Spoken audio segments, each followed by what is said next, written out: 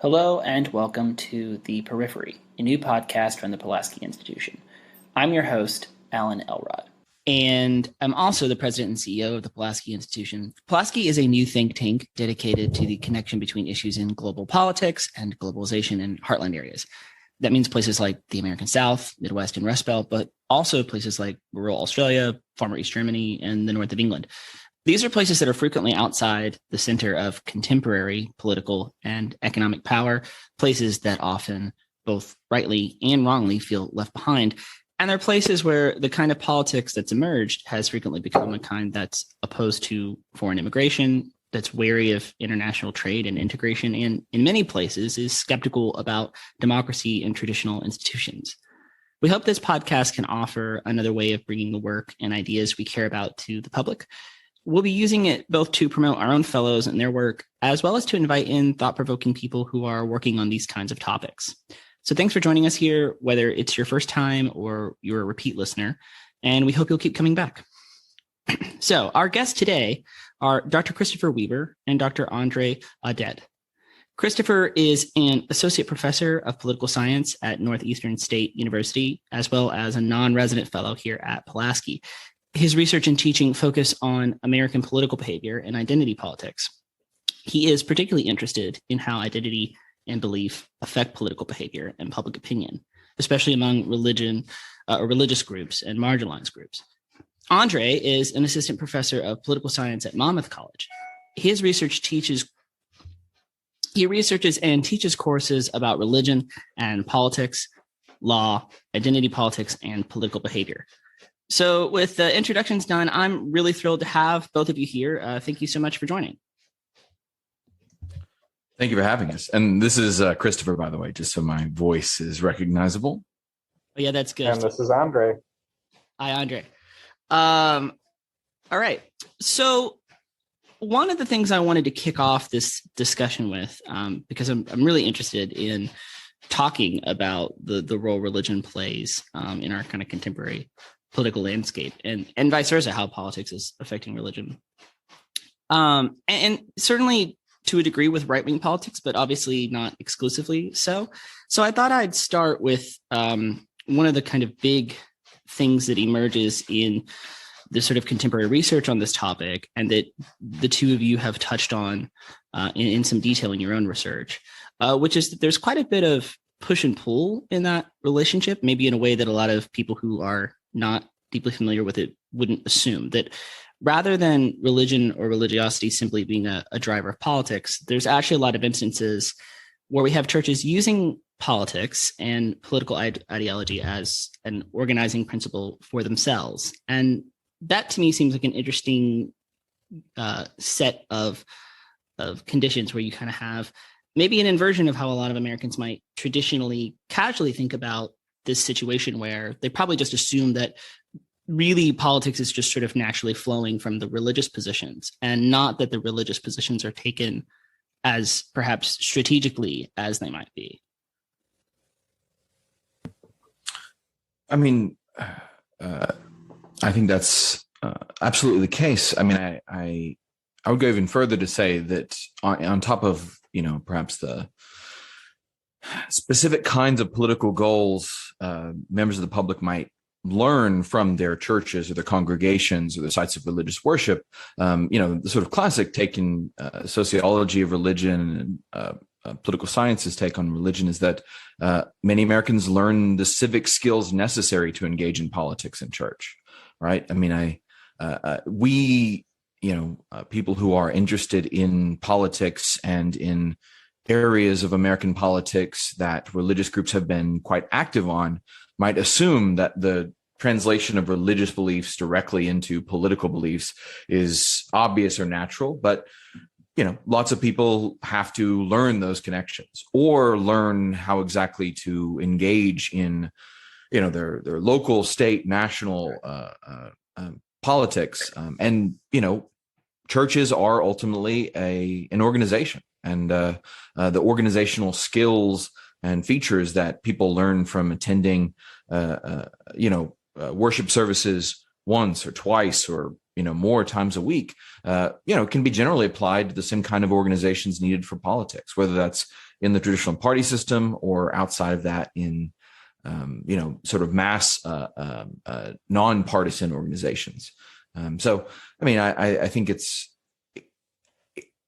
rather than just religious people having beliefs that they want to express in politics, many of the actions they take are, if not directly driven by their churches, are actions that reflect skills they learned in those churches. I think one of the parts of our research that is helpful is thinking about religious organizations as exactly that, organizations. And when we think about churches, we don't necessarily think of them as political organizations. At least that's not their primary purpose. But much like other organizations in American society, those organizations have to respond to what's going on in the world around them, and that includes politics. And so I think it is one way for churches to kind of position themselves in American society and to try to, in some ways, sell themselves to their congregants, to their adherents, to try to bring in politics and try to respond to what's going on in the world, much like a corporation might, or much like another civic group just has politics that is involved in part of their organizational features. So I think I'm really interested in with those responses in, as we understand churches as part of this sort of broader constellation of civic organizations and institutions that can be places where people pick up skills for civic life, is also putting them in the context of the kind of ongoing problem of distrust in traditional institutions of public life that have been, that's I think become, if not more pronounced, certainly a topic of a lot more concern and attention in the last decade or so. I think I'm interested in the way those potentially interact and how churches are situated in that area, but also thinking a little bit within that of some of the data that we do have on things like people who were in 2016 and 2020, right? Some people who expressed high levels perhaps of religiosity in terms who were Trump voters, but then also perhaps not high levels of church attendance. Which to me seems like perhaps a place to ask the question, are there relationships here between how people see themselves in terms of their civic identity, their religious identity, but also their participation in these institutions? And are churches experiencing the changes in how people trust those traditional civic institutions differently, or does it look similar? So there's been some interesting data released recently looking over time at how different groups of people trust institutions, and particularly among millennials, this generation of people born kind of between the 1980s and the 2000s. We've seen very noticeable drops in people's trust in a variety of institutions, whether it's large businesses, the government, the military, and including churches. And so we do see this drop in trust of organizations in society, particularly among millennials. And I think that's especially true for churches too. We're interested in this phenomenon in political science known as secularization, this idea that there may be people leaving churches behind, that society is becoming more secular. And throughout much of American history, there's been an idea that America was in some ways an exception to this case. We look at Europe and we see very precipitous drops in church attendance and affiliation with religion. And much of the industrialized world, we see these major declines in religiosity. For much of American history, that was different in the United States. And we still saw large levels of affiliation and attendance at churches. But in recent years, we have seen a bit of a decline with this. We've seen more people, the growth of the non-religious, people who don't identify with a particular religious tradition, don't really attend worship services. And I think that influences our politics in lots of ways. And as you mentioned, we have now this large group of people who they might affiliate with a particular religious tradition, like they might call themselves an evangelical Christian, but they don't really practice it in any way. And they're very different from the evangelicals that you might see in church every Sunday. And so that has probably very large consequences for electoral politics, the types of candidates that are being elected, and then also how those candidates have to appeal to religious individuals. Are they appealing to someone who is a member of an organization, they're deeply ingrained into that religious culture, or are they having to appeal at a broad level to someone who might think of themselves as marginally religious, but they don't actually necessarily practice that religion? I'd also add that you mentioned distrust in civic institutions, and I think oftentimes when we talk about that, we're talking about national institutions, right? Obviously, perceptions of Washington, D.C. and Congress, or even the president of the courts, has turned quite clearly more negative over the past few decades. But from a sort of more micro level, I think it's also important, as Andre said, to think about churches as organizations. And often, especially when we're talking about rural areas, perhaps rural areas that might especially be strongholds for Trump voters or things like that, as civic organizations in places where perhaps there are fewer alternatives. Right. I mean, churches have long been sites of civic organization. That's in part, going back to what I was saying earlier about the civic skills learned. If we look back at the civil rights movement, for example, it's not a coincidence that religious leaders often serve such a key role in organizing civil rights activists, in part because many of those activists lacked access to other kinds of civic organizations where they might learn those skills or where they might have the opportunity to organize.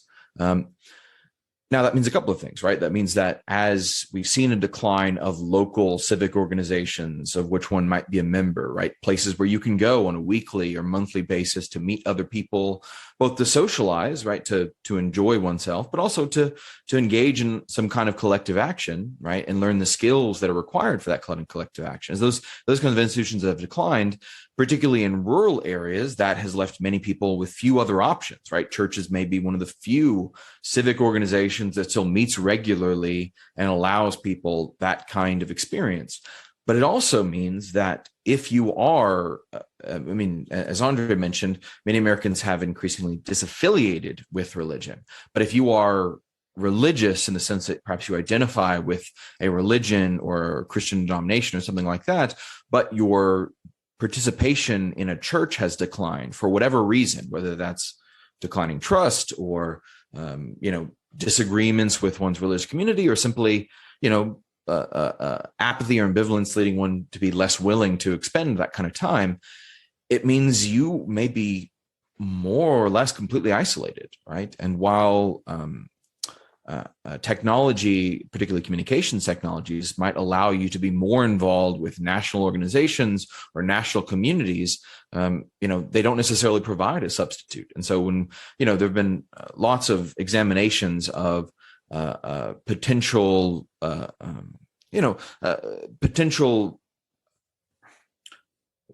groups, or not even groups isn't the right word, really, potential, supporters of Trump or other kinds of associated movements in rural areas. And I think it is notable that some of those seem to be people who are religious in an identification sense, right? But in talking about the three Bs, we would say in terms of their beliefs and their sense of belonging, but that aren't necessarily that well connected to their local churches, their local civic institutions, which might mean they might not have much of a face-to-face or local community at all. I mean, that's one of the, unfortunate things about developments in rural communities, right? So if you're left with only churches and then you're not affiliated with the church, it may leave you even more isolated. Whereas if you look at more urban or suburban areas, when we look at disaffiliation and lack of attendance, that may be supplanted with more involvement in other things, but rural communities may just not have those kinds of resources or alternatives. That can be isolating. You and mentioned, Christopher, just to build off of your point too, I think it's helpful to think of these organizations in terms of a network of organizations that people might belong to. So of course, Like you say, if you're no longer affiliating with a church, you might have these other organizations that you still belong to. And in political science, we refer to this as your social capital. How connected are you to your community? But for many people, that may not be an option. And so if people are increasingly leaving organizations altogether, whether religious or not, that may lead to these declining ties to your community, these norms that we have about how to respond to different situations and how much you trust your fellow community members, whether that's at the local level or at the national level. And so when we talk about politics, if you're losing these ties and you're also losing your connection to the community, that could have some major implications in terms of not just politics, but our civic life generally. Thank you. I think that also, you mentioning, Andre, what you said in terms of networks and Christopher, your point about national institutions versus local. I'm curious, I grew up in a very evangelical, what would be called fundamentalist, I think, in the Churches of Christ. And one key thing that was sort of talked about all the time was this distinguishing feature of being congregationalist and not having sort of national or regional leadership structures.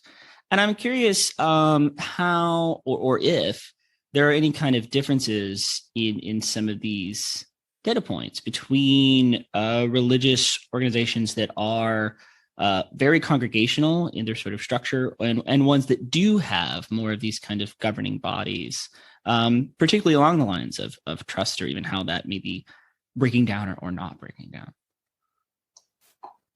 So I could talk a little bit about that. Some of my research is on Latino religions. And of course, Latinos tend to be more associated with the Roman Catholic Church than with Protestant traditions.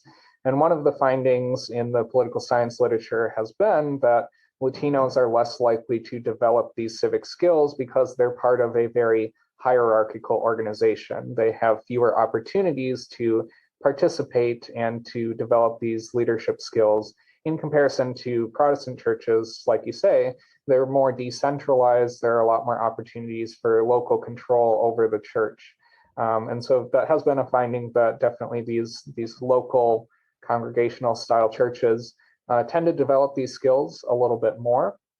Although I think despite that, there are still opportunities in these other churches, but the internal features of a church can be very critical and very important for the types of skills that people develop, their attachments that they have to the church, but also once they leave the church, how do they take that out into the community? Do they develop the skills that they need to be local leaders, to organize social movements, or to get involved in important political issue areas?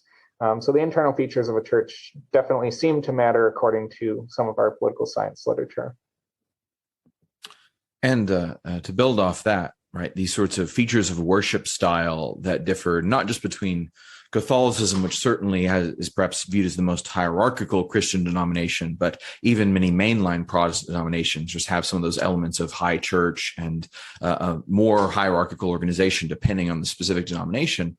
I mean, I think many observers have argued that part of the appeal of evangelical denominations is their maybe especially hyper-local. Again, it depends on the denomination. And of course, there are still national evangelical figures, even if they may not have the same kind of formal authority that a figure in, the Catholic Church might. But still, there seems to be a fair amount of flexibility and local dynamism. And that can refer both to the non-hierarchical nature and local control, but it also often translates to worship style, right? I mean, and not just in the sense that evangelical churches might be less formal, but in the fact that they have the flexibility to adapt to what their congregants want, to provide the kinds of worship practices, whether that be small group meetings, charismatic practices, which I know Andre can talk more about, or other features. Everything when you look at evangelical megachurches, right? Perhaps even other kinds of features that it might associate with larger sort of corporate structures. But the ability to adapt that way and to provide whatever your congregants need, perhaps is a competitive advantage. especially if, again, you are the only site for local organizing or social activity in your community, or one of the few, right? I mean, if you're in a rural area where, people may have few other places to even go to socialize, then having a church where you can provide social opportunities in a more flexible, less formal, perhaps dynamic, or, I hate to phrase it this way, but maybe enjoyable, fun style of worship, or a pastor who's speaking more and more on local issues because they are not as connected to a national hierarchy, that can be appealing. And of course, when we're talking about these dynamics, where specific denominations are particularly popular isn't coincidental, right? If you look at a map of the United States, evangelical Protestantism is particularly successful in the American South, also in the Midwest, but there mainline Protestantism is more successful. And Catholicism has traditionally been centered in large immigration centers, right? The coast, Northeastern United States, also somewhat in the Midwest, but in particular, less frequent in the American South, right? And so these denominational and therefore worship style differences also tend to correspond to regional and rural versus urban suburban divides. Yeah, and I think that this is, I had a question I wanted to get to, but some of what you were saying struck me as worth sort of pausing on, which was, my late grandfather was a preacher in Western Kentucky, rural Western Kentucky. The community had 100 people. There was a firehouse, right? And then there was a Baptist church up the highway. And so the Church of Christ and the Baptist church sort of up the road were the only two institutions beyond the fire station in a gas station that sort of doubled as the grocery store, right? For people to gather really in any way. And they would do, local VBSs. And this was something in my hometown as well, which is not a particularly large town, that the Churches of Christ and the Baptist churches would do VBSs, and essentially families could, and this is interesting to me as kind of maybe even entry points, because from the perspective of the churches, this was an evangelical opportunity. But from the perspective of non-members, really, you could string together sending your kid to 4 or 5 consecutive VBSs and essentially use that as summer daycare. And the churches were essentially offering something that isn't provided, right, in the community in a way that's affordable or accessible. I guess I'm interested in those kinds of places of entry points from the perspective of these churches. It very much is aligned with their kind of insistence on evangelizing, but from the perspective of the communities they're in, it really takes the place of key services that just aren't around. To jump off that, my first job out of undergrad, right? So I went to Hendrix College, a small liberal arts college in Conway, Arkansas. The first job I got was working at a nonprofit that operated out of a church that provided daycare services as well as mentorship to teen parents in the Conway, I believe actually Faulkner County school districts. So we serve not just Conway, but it is literally a church right next to the high school.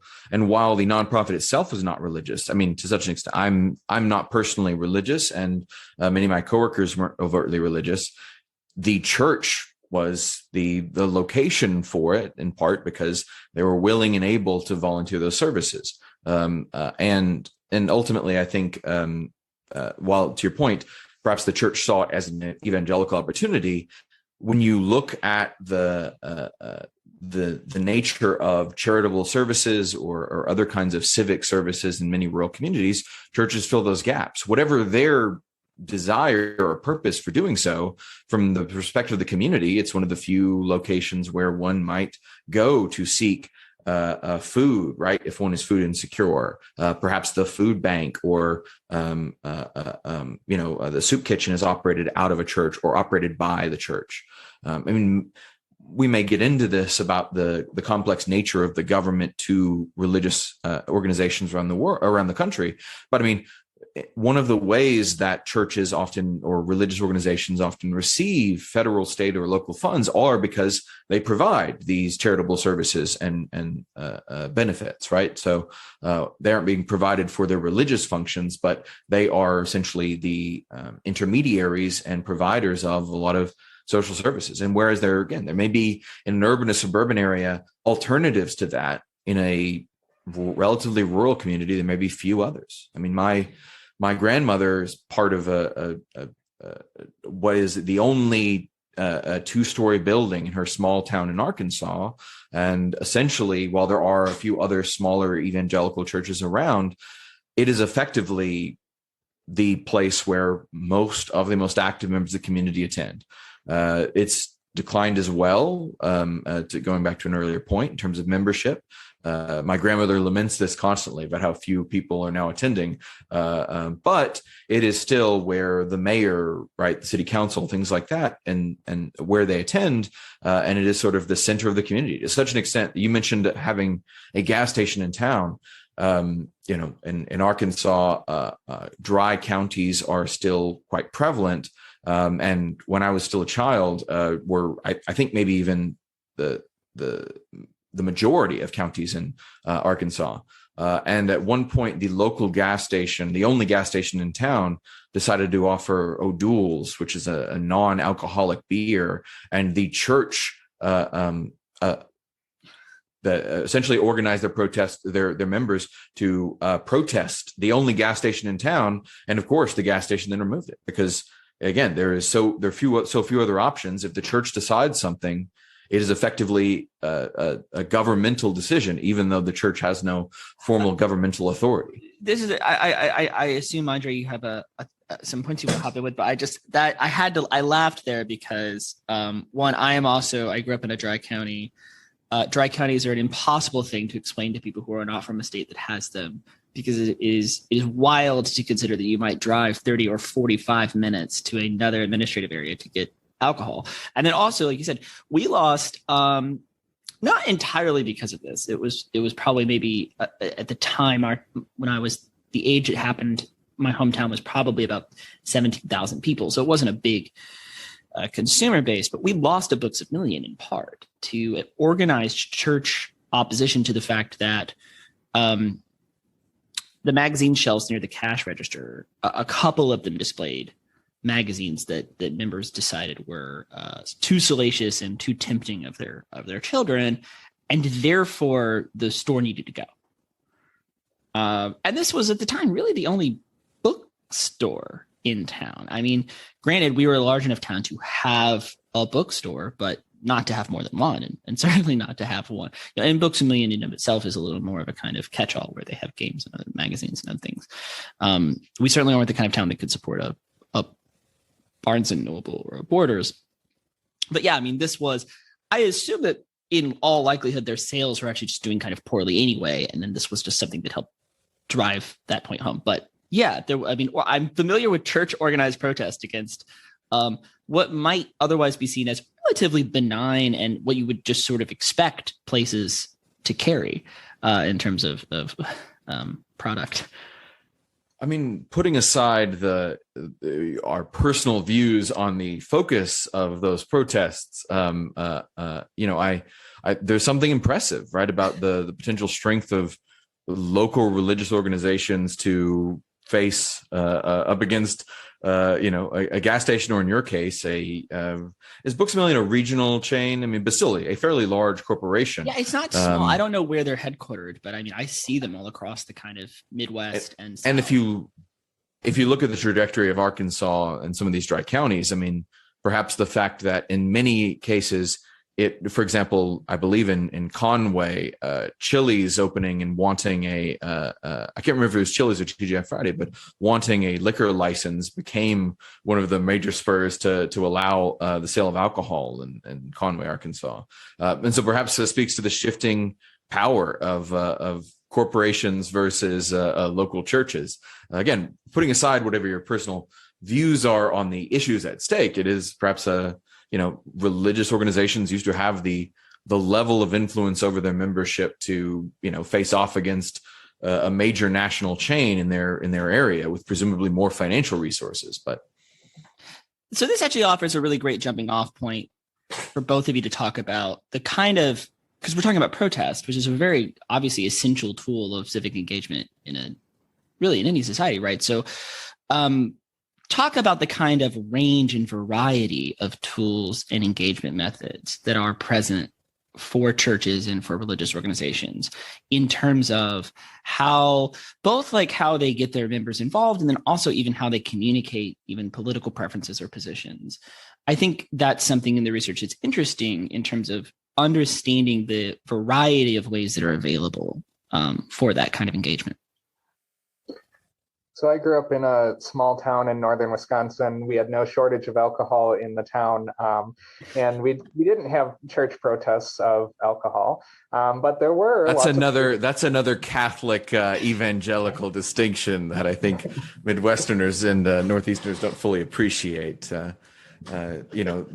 Whatever other issues you might complain about the Catholic Church, at least they've never been the enemy of alcohol in the same way that evangelical denominations have. I don't want to stop you anymore, Andre, but I will say in high school, I sort of scandalously dated a girl from the Catholic Church in my small southern town and went to their Christmas party and was just blown away at the sheer amount of alcohol being passed around, which for my sort of Church of Christ raised, very teetotaling background was just, it felt like I was in a different reality. Yeah, for us Catholics and the Lutherans that surround us up in northern Wisconsin, it would be a culture shock for us to go the other way too. Well, I mean, I think it speaks to, we didn't have protests of liquor stores, we didn't have protests of gas stations, but our churches, even in my small town, were pretty political in different ways. I remember as a kid seeing my church hand out voter guides of here are how different candidates think on different issues. I remember hearing political sermons talking about abortion or about economics or other different issues that could be interpreted as political. There are lots of other churches out there that will actually directly register voters or perhaps have groups to talk about politics. Some will host candidates to give speeches to talk to their members. I think increasingly we're seeing churches that are moving into this more overtly political type of activity of having candidates or perhaps even endorsing candidates. And so there are lots of different ways that churches are, we may not think of them as directly political. Hearing a sermon that's about politics sounds pretty political, but some that are more subtle. Encouraging people to write to their legislator about an issue that kind of walks the line between what's religious and what's political. There are lots of different ways that churches really influence people's political lives directly. Could also mention, as you said, churches were sort of this civic social function. And so even just by getting people together in a same space, a bunch of like-minded folks who may just happen to talk about politics at breakfast after church. I had a bunch of families in my church who would go out for coffee afterwards, and it would not be unfamiliar to them to talk about politics. It provides this sort of social location for people to talk about politics, to potentially recruit people to engage in politics, or to organize for political action. So whether it's indirectly, just by getting people together, maybe kind of halfway between directly and indirectly, or actually overtly engaging in political activity. There are lots of different ways that churches are political organizations.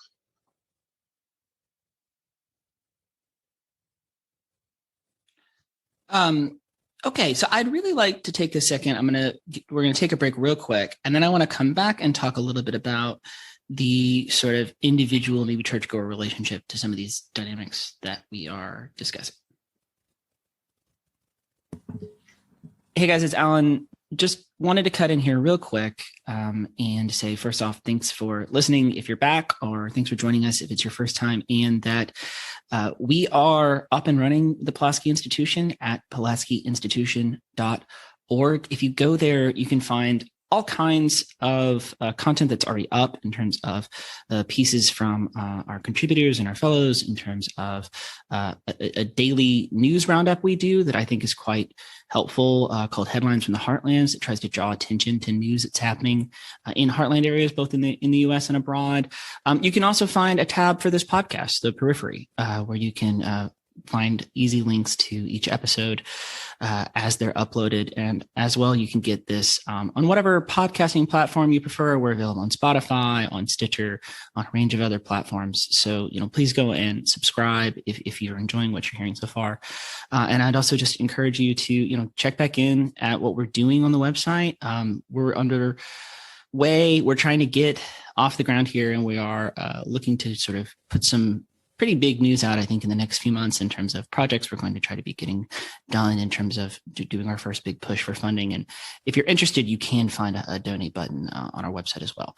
So thank you for joining us. And that's pulaskiinstitution.org if you want to see more about what we're doing, who we are, what we're up to. Thanks. And now back to the interview. Okay. So we've been talking a lot about churches as civic institutions, as places that can provide and be sort of nodes for instructing people in civic skills. And we've also talked a little bit about their role as, particularly even really as political actors.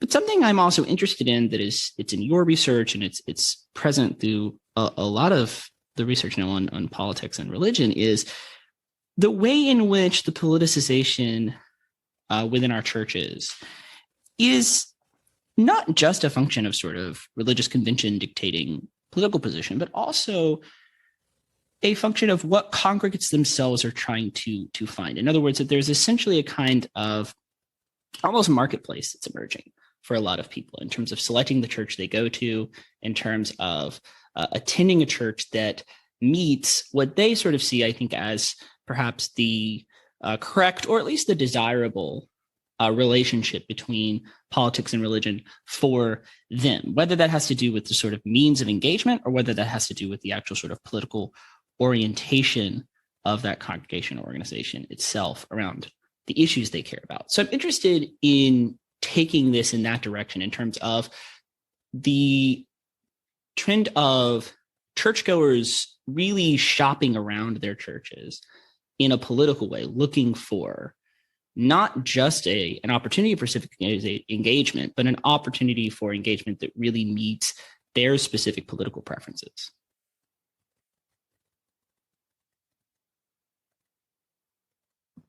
Yes, I mean, it's interesting, the declining affiliation or attendance of churches that Andre and I both referenced a few times so far.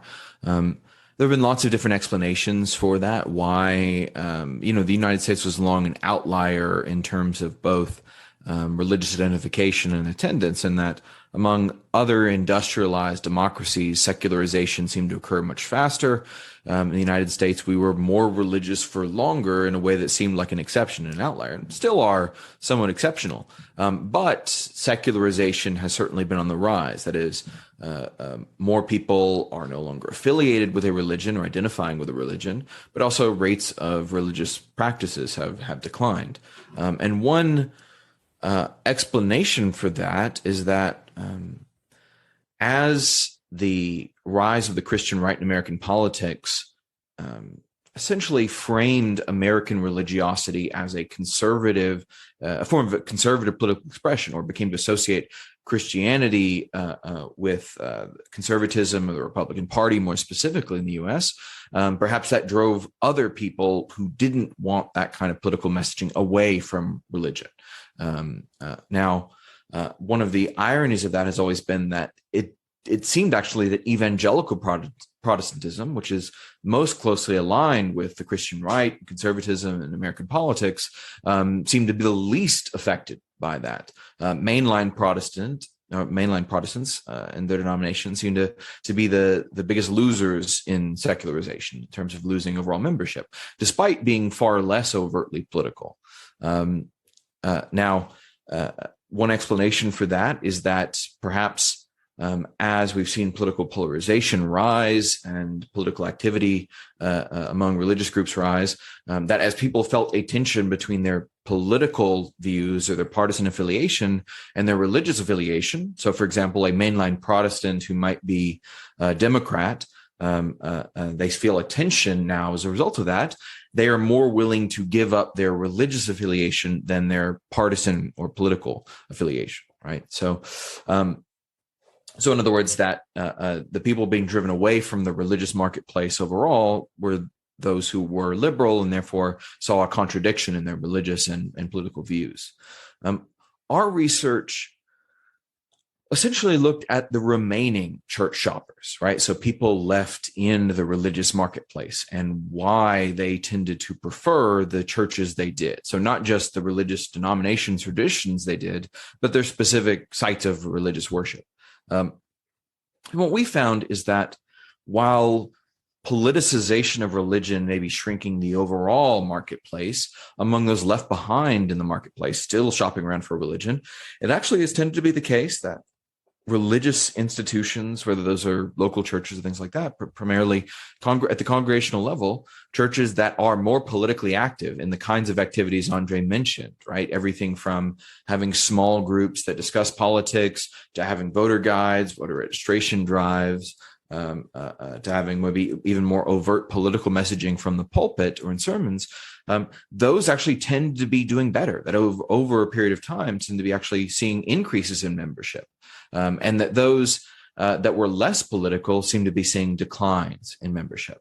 And that seems to be at least partially driven by the fact that while some Americans may not want politics mixed with the religion, they may not want political messaging or these kinds of overt political arguments being offered in church, those left behind, those still looking for a site of worship actually do. Right? They want political activities. They want political instructions and messaging. They want that kind of activity.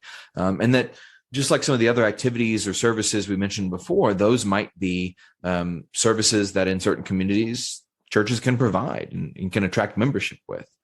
Right? And so that on the whole, while these churches engage in political activity might negatively affect perception of religion among the non-religious, among those still looking for a site of worship, it's actually been a pretty compelling advertisement.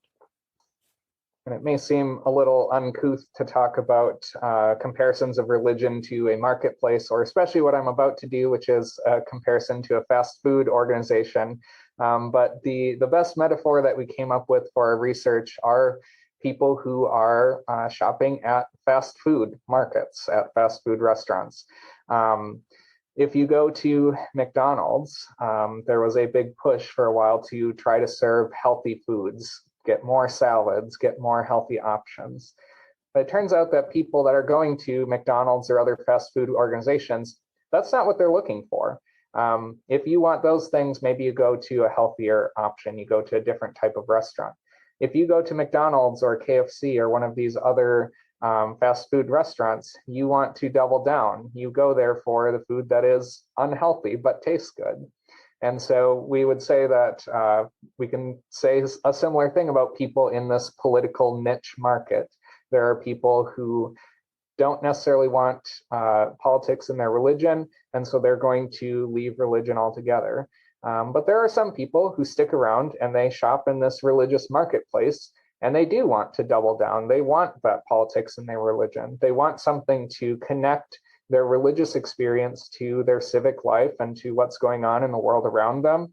And so they double down and they go to what might actually be the more political churches in order to fulfill those needs. And so I think it is useful to think of churches, again, their goal is not necessarily politics. Their goal is not necessarily to sell themselves to all of their new members that they're going to get. But churches do have to compete for membership. They have some advantages in terms of people's identification with a particular religious tradition. So Catholics are probably more likely to shop among Catholic churches. Evangelical Protestants are more likely to shop among evangelical Protestant churches. But they do still have to compete for adherence, because if they don't, then they die off. Then they can't pay the bills. And so it's helpful to keep in mind that churches, just like any other organization, they have to do what's best to sell themselves to their adherents. So, and to go even slightly further, that may seem counterintuitive, right? From a membership standpoint, I think sometimes we want to assume that organizations that relax requirements for membership would be more successful. But actually, I mean, for a long time, sociologists of religion, particularly co-authors Finke and Stark, have argued that strict churches that actually have higher requirements for membership, that essentially are the kinds of religious organizations that might engage in some condemnation or have strict moral codes, including activities like we talked about before, right? I mean, you might say, why would a church that prohibits its members from drinking even non-alcoholic beer, let alone alcoholic beer, have that much success in recruiting members? Somewhat counterintuitively, but that's held up empirically, is the case that perhaps we want membership in organizations that have some amount of exclusivity, right? We want a strict church. We want an organization that says we're getting something that people who don't live up to these standards don't get, right? You join and you receive this. And so I think our research in some ways conforms to that, right? That you might be wanting that kind of messaging, and that churches which relax membership standards, or say believe whatever you want or do whatever you want or things like that, which you might think of make it easier to join, actually make the perceived benefits of joining somewhat diminished. And so going back to what I was saying earlier, churches that have responded to this decline in membership by becoming more apolitical, right, refraining from political messaging and political activities in the hopes that that would therefore not deter anyone who disagreed with their politics, haven't really seen success, right? That is, there aren't that many people who necessarily want to join a church that doesn't seem to very strongly concern itself with the political or social application of its moral views. Which again, depending on your views, you may think that it's unfortunate for those churches, right? And this means that some of the churches that have been the least ardent in American politics have suffered the most as the backlash to it. But again, from a market standpoint, like a fast food restaurant trying to offer salads, trying to get into the healthy food market, the people who left aren't going to start coming back to fast food for their salads. They're eating their salads somewhere else. The people left behind don't want salad. And for better or worse, you may have to respond to what it is they want or need. I think this is really interesting to kind of push you guys to another area I'm really curious about, right? Which is that what you've just described, I think it would be easy for people who are listening casually to think this just means a push towards the right in politics, right? But some of the data that shows up in the work you're doing is that, more liberal-minded or even democratically affiliated churchgoers also want this, that in some way what you mean when you say fast food is not specifically conservative ideology, but just strong ideology, right? When it comes to political preferences, right? That a church that is, quote unquote, liberal in its orientation still actually meets some of those standards you're talking about of strict exclusivity, because in the same way that a church might be not approving of particular choices or what they see as moral actions, a church that is, quote unquote, affirming still has that as a kind of strong barrier of entry, right? That affirmation is itself also a kind of strict membership requirement that you have to adhere to, in the same way that the more conservative principles are, I think, maybe more obviously or more easily taken by people who are casually observing as a certain kind of strictness. I think this points to sort of the counterintuitive nature of what we're talking about, that we can simultaneously have politics scaring people off from religion, and indeed that is mostly on the political left, that it is mostly Democrats who are leaving religion because they don't want to see this infusion of politics and religion. And I don't think we can deny that, that empirically that's where that's going. But there is, again, those people who remain, they want to see some politics in their religion. And I think that is probably more so the case on the political right. I think we do see more Republicans looking for that. But there is this small niche market on the left as well, as you point out. And there are some religious traditions that are associated with the religious left that have a long history of doing this. Black Protestant churches are often regarded as some of the most political churches.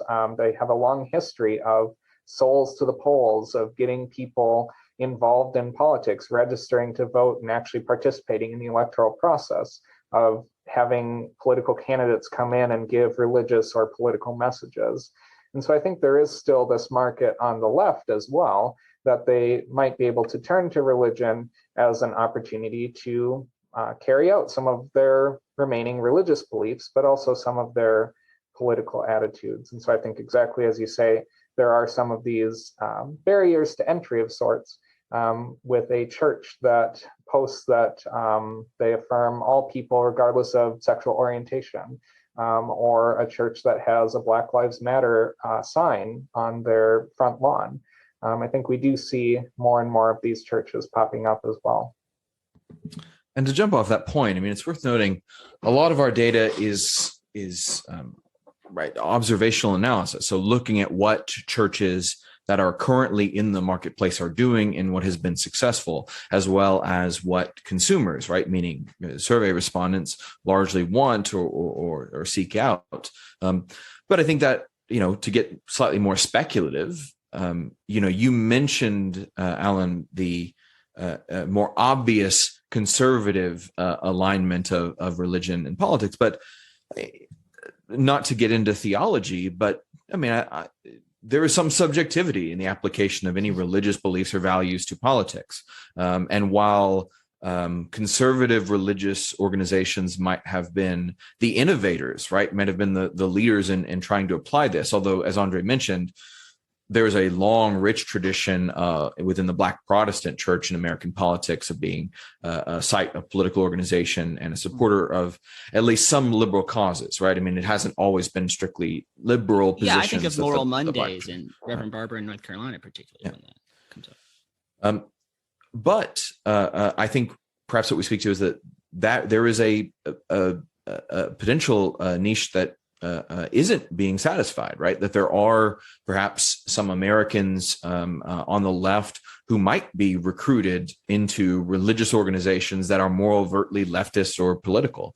Andre gave some examples, but right, that just because the Christian right has become the face of it doesn't necessarily mean that other religious organizations couldn't try to claim that mantle as well.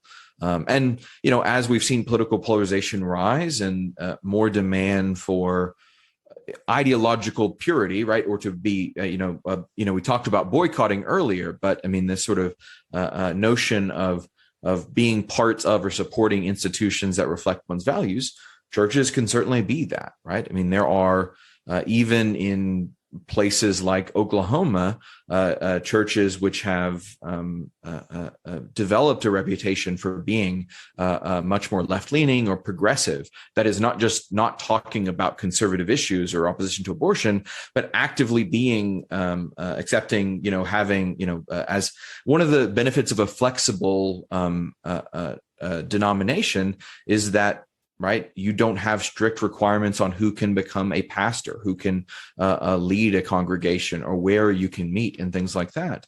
And so I think there are perhaps untapped opportunities to try to compete in that marketplace from more left-leaning or liberal churches. While we can only ultimately know what current churches are doing and what's succeeding, that doesn't mean that, the churches on the left couldn't see similar success.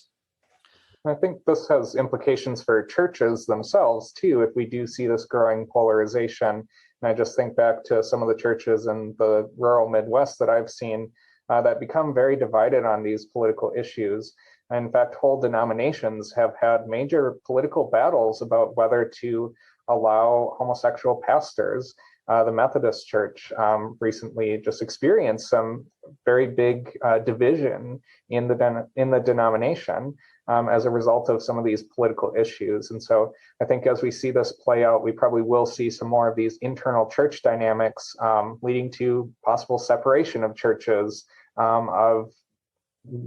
churches that separate into two different entities, or that certain factions of the church ultimately leave the church and perhaps find a different religious home.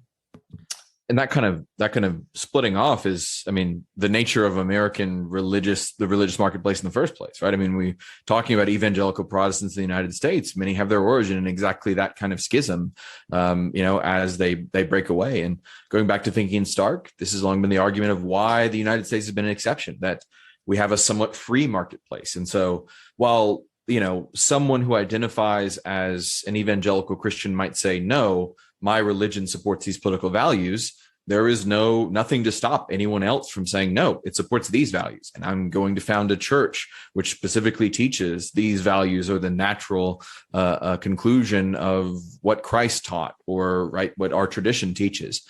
And while they may have a theological disagreement, they can open up right across the street and compete with no strict rules preventing them from laying equal claim to the denomination and religious truth.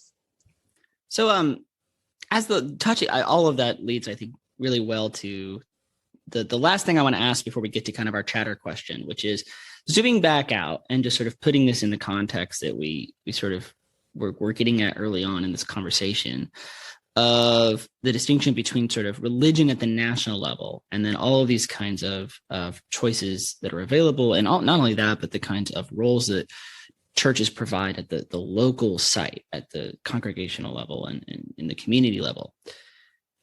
What are some of your takeaways for the sort of state of religion in the context of the ways in which we see these drives for political preferences and even politicization at the congregational level in ways that, frankly, like you've said, can benefit churches at the congregational level? But then at the national level, an ongoing probably concern among some people about the politicization of religion, and even maybe the potential for that perception at the wider level to put some people off of religious participation. And as you guys mentioned, some of the trends in secularization. So when we think bringing it back broadly to religion as a national institution, even if it's made up of all of these different congregations and all of these different structures and varyingly localized sites of activity, how, looking forward, might we think about the kind of prospects in terms of public trust in relationship to religion, and particularly religion as a civic and political institution in American life? So I hate to be a downer here, but I don't think it looks good for religion, honestly. I think if we continue these trends, and if indeed it is politics that is leading to secularization, pushing people away from religion, I think we're going to continue seeing that trend. Even though there may be small markets of people who want this politics in their religion, at an aggregate level, it's important to keep in mind that this movement is indeed pushing people away from religion. So I think churches need to be kind of careful in how they involve themselves in politics. Certainly, it may benefit them in the short term to attract more people who are interested in politics, but it is important to think about the long-term role of religion in American society. I think there are legal implications. So we've talked previously about churches who may be choosing to endorse candidates, which may actually endanger their nonprofit status. And some churches have been willing to take that risk and endorse candidates. But we might be seeing a new world where churches become for-profit institutions instead of nonprofits. And I think we see some danger for churches too, if they get too heavily involved in political rhetoric, of being seen as just another political organization. Are these just interest groups? Are these the special interests that people decry in politics all of the time? And so I think that could be a real danger for churches moving forward.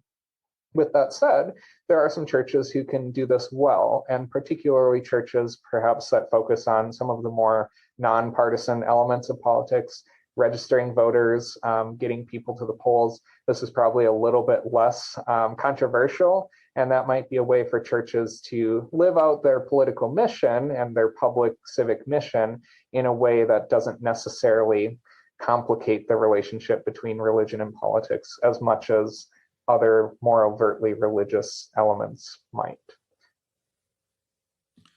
To add on to strategic advice, I guess, for churches, as we've sort of alluded to, small groups often become a way for a church to provide a benefit without necessarily having that be the overarching purpose of the church, right? So there's things, as Andre mentioned, churches are prohibited from endorsing candidates from the pulpit, as are all 501c3s. That isn't particularly unique to religious organizations. But right, if you want to provide a space for that kind of political discussion, political activism within the church without it necessarily being from the pulpit, churches, as I've said before, in rural areas, but frankly, even in suburban and urban areas, are still even though they may be declining, a major civic organization.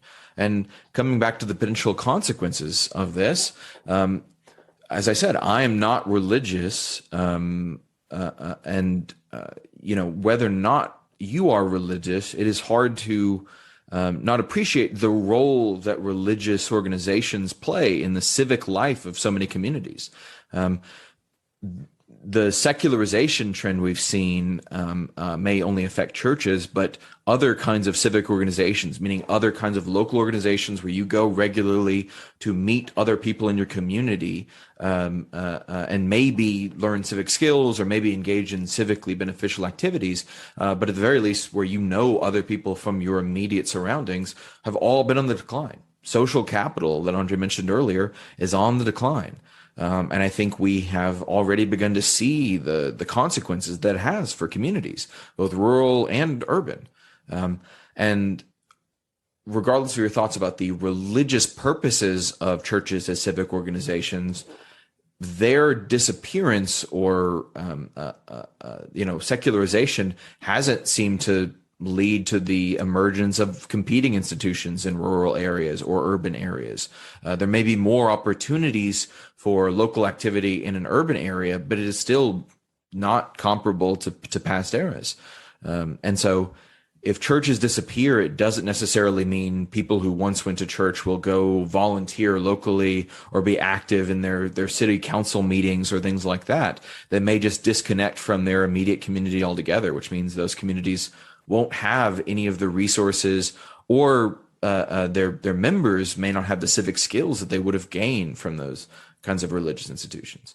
But on the other hand, perhaps an optimistic take, as Andre pointed out, none of the data we've seen from secularization in the rest of the world that beat us, was ahead of us in terms of secularization, has suggested there is much of a move towards desecularization. Right, there is some overall life effects of people might stop attending church and then later on they're as they age or have children or settle down, start attending churches again. But still, the number of people coming back seems to be at a lower rate. But from the perspective of religious organizations, and we've been saying churches, that is often just sort of the catch-all term, but these don't have to be Christian, right? For example, the Unitarian Church here in Tulsa is quite active among the sort of left-leaning liberal institutions, much more active than the local Democratic Party, which struggles to win elections, right? But these kinds of religious organizations may have an opportunity, right? I mean, as we've experienced during the pandemic, this sense of isolation and disconnection that many American communities have dealt with long before the pandemic has major consequences, right? Can have deleterious effects. And as a result, perhaps there is an unmet need in these communities that churches can fill if they're willing to adapt and provide the community what they want or need. Well, thank you guys so much. This has been, I think, really, really good. And so before you go, I'm going to ask you a question that I ask everyone before they go, which is in the spirit of a podcast called The Periphery and of the Pulaski institution's focus on kind of, yes, left behind places, but also just places kind of away from traditional centers. I'm curious for both of you, if you could give me one place, and it can be in the neck of the woods of where you grew up. It can be near some other place you've lived, or maybe even where you live now, that you think is kind of criminally underrated, that doesn't get its due in terms of, people going to it, maybe, or visiting it. But if someone was passing through that place, you would say, hey, this is somewhere you really need to go, whether it's a museum or restaurant or natural park or whatever, something that you would sort of, or even just town that you would recommend?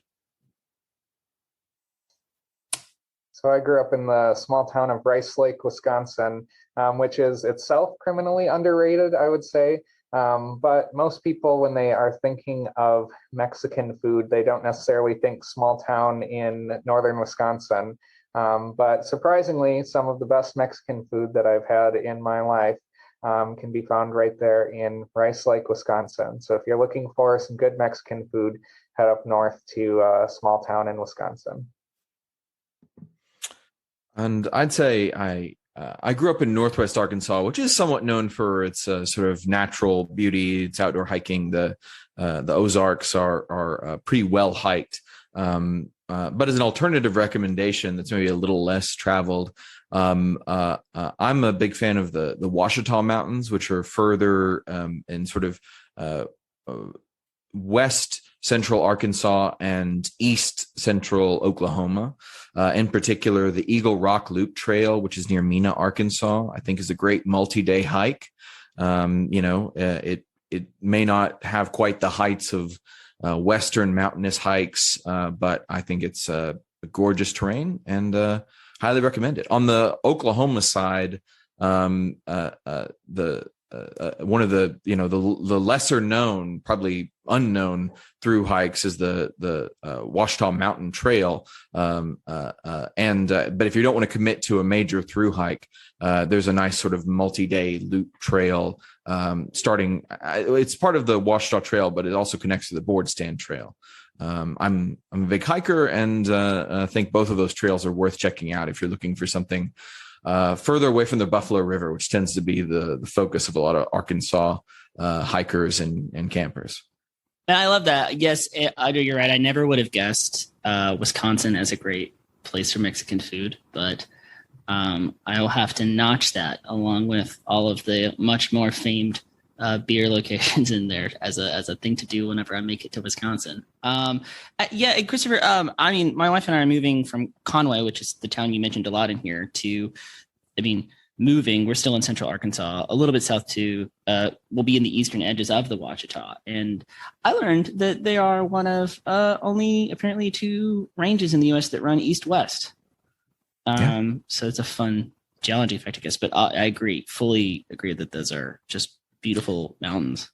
In terms of, distance hikes, I think the Ouachita Trail gets a bad rap because of how rocky it is. And it is rocky, as well as lack of water access at various points. But the water part is just a matter of time. The rock part is your feet will adapt. It's not great. But, I think if you're looking at the Oklahoma side that's directly off the Ouachita Trail, I recommend sort of spring when there's still a lot of water on the ground. Honestly, I think you shouldn't go outside in Arkansas in the summer, so I don't know why you'd go hiking or camping for that matter. But I agree. Despite being from Arkansas, I think Arkansas summers and Oklahoma summers, but especially Arkansas summers, are appropriately underrated or lowly rated, I guess. Come up to Wisconsin for the summers. Yeah. Yeah, you guys have the right summers, although I'll take our winters over yours. I'm about to, as we end the recording, do you guys have a couple of minutes to hang out for a second? I had a couple of things I was curious to ask you about. Sure. All right, awesome. Well, thank you both so much, and thank you all for joining us. The Periphery is a production of the Pulaski Institution. I've been your host, Alan Elrod. Our music was written, recorded, and produced by Brandon Ragsdale and Cody Smith. Thank you for coming, and please join us next time.